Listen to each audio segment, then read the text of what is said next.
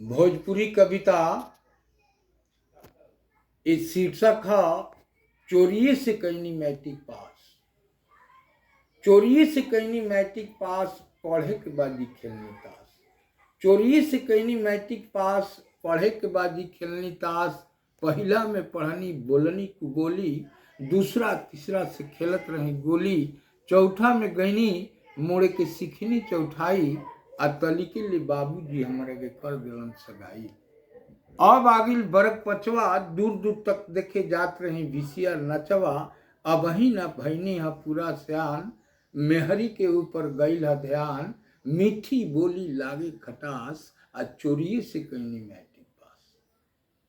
छाठा में गईनी कुछ बदलल व्यवहार, छाठा में गईनी कुछ बदलल व्यवहार। तलिके ले लाग गई पुरवा ब्यार, सतवा हमरा के दिहलक सताई। बेचराधीन हो गईनी भाई, बाबूजी हमरो स्कूल पर गईलन। मास्टर साहब के मिठाई खेलन, मास्टर साहब कैलन पास, आ चोरिये से कैनी मैट्रिक पास। आठवां बोर्ड हो गई रहे। आठवां में गईनी पढ़नी कुछ पढ़ाई, तलिके से खैनी चुना गईल है धराई।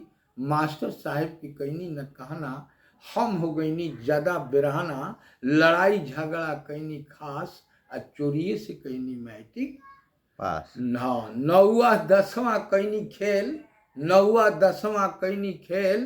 टेस्ट परीक्षा में भईनी फेल, कसहूं कसहूं फार्म भराइल।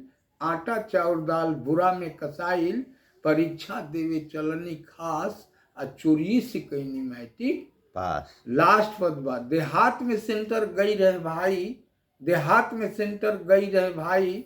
सिपाही लोग चिट पुर्जा दिहलन पहुंचाई, प्रधानाचार्य के रहे ध्यान।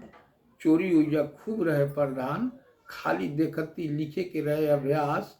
आ चोरिये से कैनी मैट्रिक पास। क्लास 1 से क्लास 10 तक।